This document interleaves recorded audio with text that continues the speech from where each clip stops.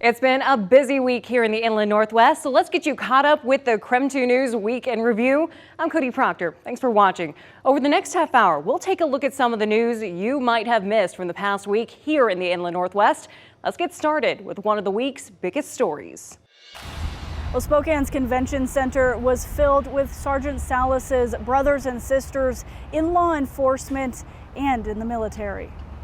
Spokane County added a fifth name to a somber list, those who have died in the line of duty. These streamers represent the spirit of each of our fallen officers and signify that while they may be gone, they will never be forgotten. The name Sergeant Ken Salas added to the sheriff's office flag during his memorial Wednesday.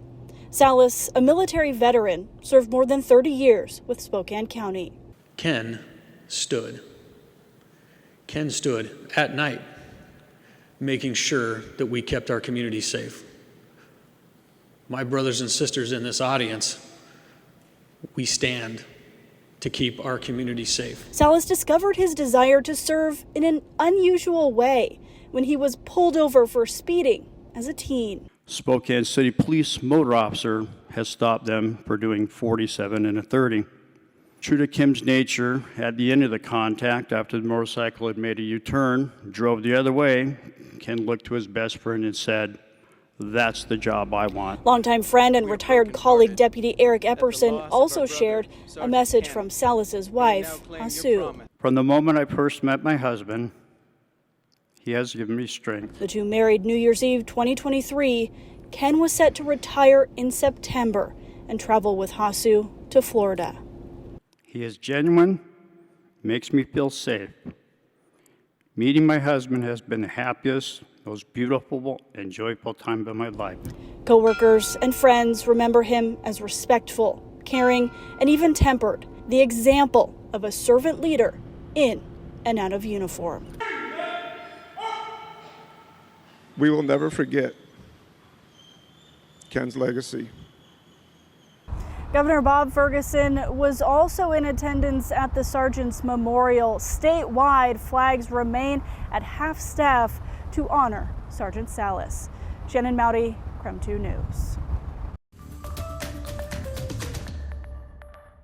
Now we are able to see the aftermath of that big commercial building fire that happened at around 8 o'clock last night. I'm actually going to step off screen so you can see exactly what I am seeing right now. Now, crews on scene say the fact that the building collapsed in on itself is actually making it harder to investigate, so the cause of the fire is still unknown at this time. The Spokane Fire Department confirmed with us today that this warehouse was actually a Tormino sash and glass warehouse. Now, as you can see, there is a ton of rubble on the roadway here on Riverside. There is a tree that's down, which caused a power line to come down as well. There is a lot of burnt rubble inside of the warehouse as well. Now, we actually have some video of the fire at its peak yesterday, so we are going to bring that up and show you guys exactly what that looked like and what caused this extensive damage here at the warehouse. Justin DeRarter with SFD says once crews arrived on scene, it took about 2 hours to get it under control.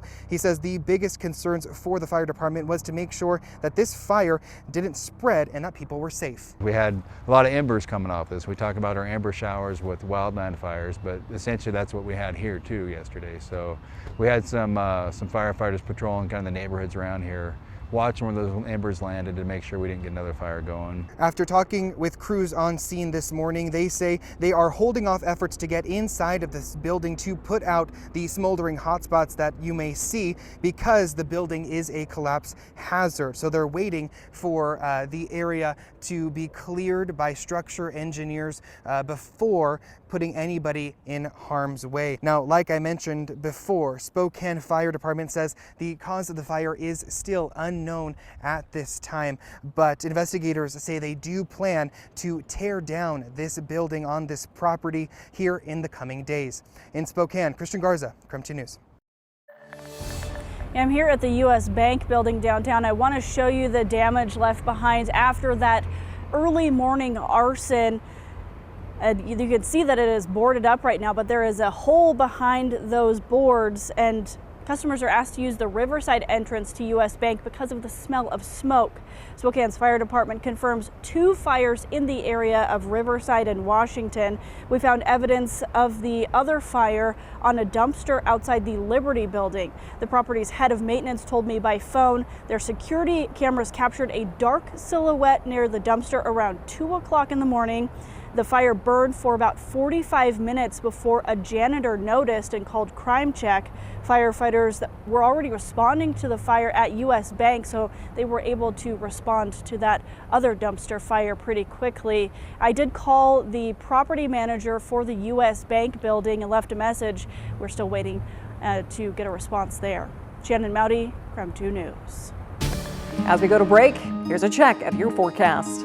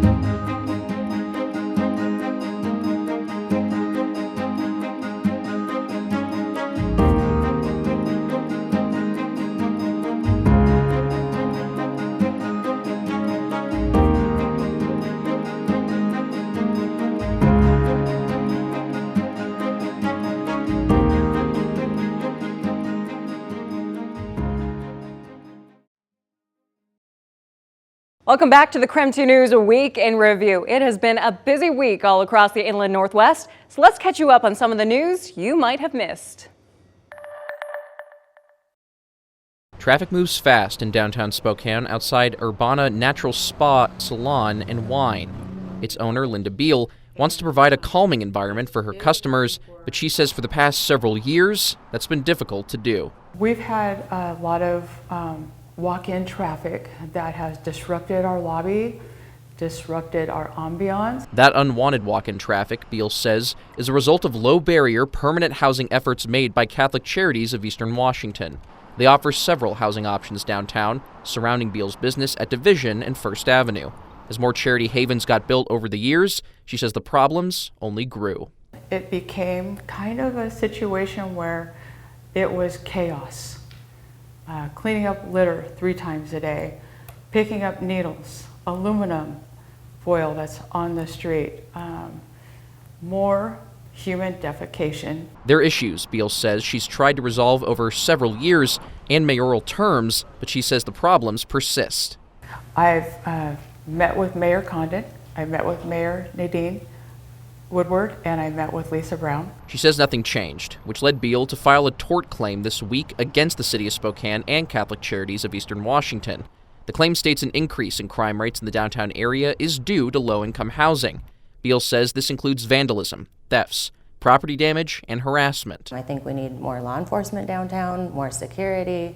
We need to enforce the laws that we have, and one of those being the basis of our complaint, which is the chronic nuisance. That's Beal's attorney, Owen Rosentrader. The two met last September to discuss the issues with the business before filing the claim this week. It states a desired settlement of nearly $3.5 million. This includes $138,000 in lost walk-in traffic and $12,000 in repairs to property damage. Beal hopes the claim will inspire other downtown businesses with a similar experience with crime to speak out. The downtown is a mess, and I feel like if I step up and I explain what I'm going through, other businesses will do the same, and that will put pressure on the city. Catholic Charities CEO Robert J. McCann released a statement responding to the claims, saying, "The facts and Jesus are on our side. Catholic Charities Eastern Washington will not waver from this work. Love always wins." KREM 2 reached out to the mayor's office for comment on this claim. They say that they have received it and they will be going over it as they do all claims. In Spokane, Connor McAvoy, KREM 2 News. One telephone to share among 12 people, one TV to share among 60. That's what Sarah Shaw says was her experience at the South Texas Family Residential Center near San Antonio, where she spent the last 3 weeks. When Sarah Shaw crossed over to Vancouver, BC in July to send 2 of her 3 children to New Zealand, she didn't think she'd have an issue returning home to Everett. I spoke to my attorney about it, and, she kind of said, like, you'll be fine. Your paperwork's, like, all valid. So, she was kind of like, that would be, like, worst case scenario, but I really kind of didn't think that was going to happen. ICE agents detained Sarah and her 6-year-old son Isaac at the border. They were flown to the South Texas Family Residential Center. That was their reason for not releasing him, was like they didn't want to separate the family. Shaw says her time at the center was lonely. I was like the minority in that situation. Most of the people that were there spoke Spanish. And privacy was hard to come by. If I needed to go to the bathroom, Isaac was there yelling at me outside the stall. If I wanted to take a shower, he had to come with me. So it was like we were like completely like joined to the hip. When she finally got out, ICE released her without any of her documents and an ankle monitor. Sarah has no criminal history. ICE officials also dropped her off in Laredo, Texas, a 2.5-hour drive away from the San Antonio airport where she and Isaac needed to be for their flight home. And the only reason she made it was because there was 2 delays. For now, she's glad she and her son are back in Washington under the care of her best friend, Victoria. Did you think that Victoria would be responsible for basically bringing you home? I mean, I'm not surprised, but but no, I didn't think she was gonna do as much as she did. But yes, she did a great job. Sarah says she has a few more court appearances to make before she can put this behind her, and she is working with her attorney to get her ankle monitor removed and with the New Zealand Embassy to get her documents back. In Seattle, Sharon Yu, King 5 News.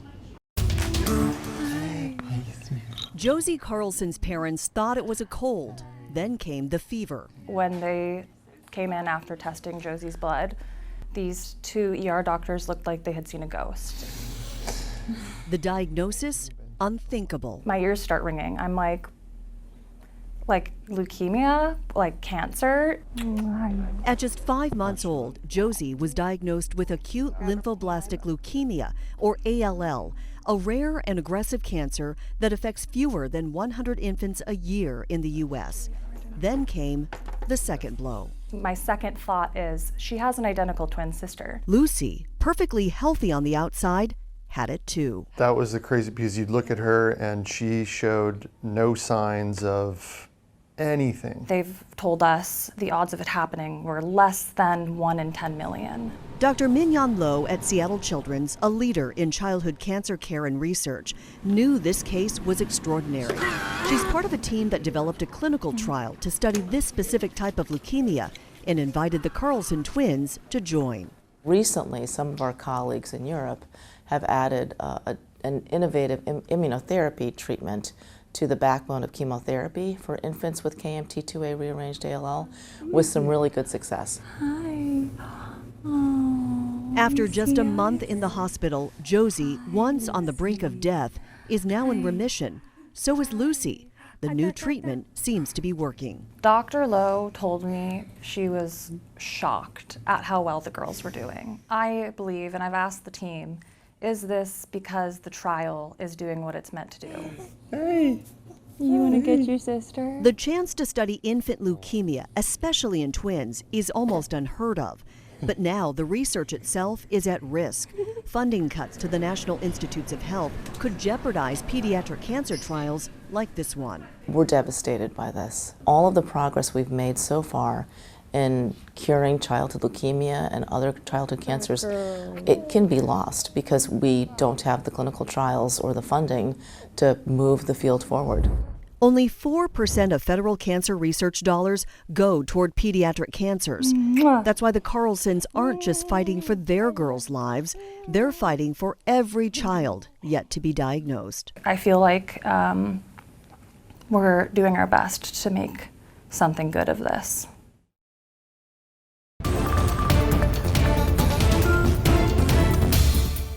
Thanks for joining KREM 2 News this weekend. I'm Cody Proctor. Right now, we're taking a look back at some of the news stories from the past week in this edition of the KREM 2 News Week in Review.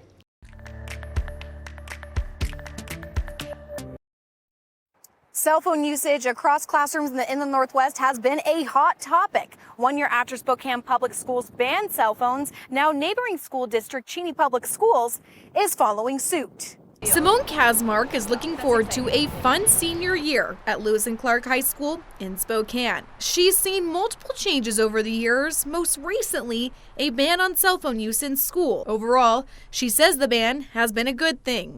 Forces us to step outside of our comfort zones and make new bonds with people. And I feel like teenagers can be very bad about being able to have a face-to-face conversation without picking up their phones. Now, just west of Spokane in Cheney, educators are also working to maintain an uninterrupted classroom. In a unanimous vote by the Cheney School Board, all elementary and middle school students will be cell phone free during school hours. High school students may only use their phones during passing period and meals. This comes after the school district gathered 800 responses from parents, students, and staff last spring. So I asked Simone what hasn't gone well with the cell phone ban. However, once we got to about halfway through the school year, those rules that had started off so strong in the beginning began to slip very easily.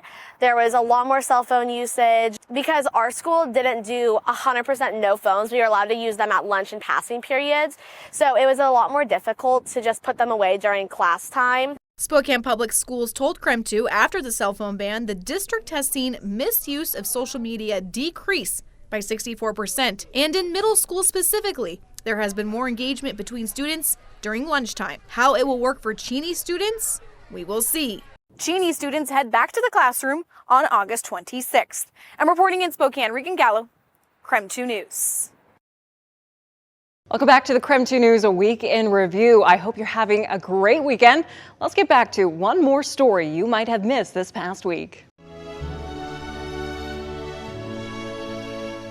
This is a building that is less about walls. We call this the DB, the Dream Building.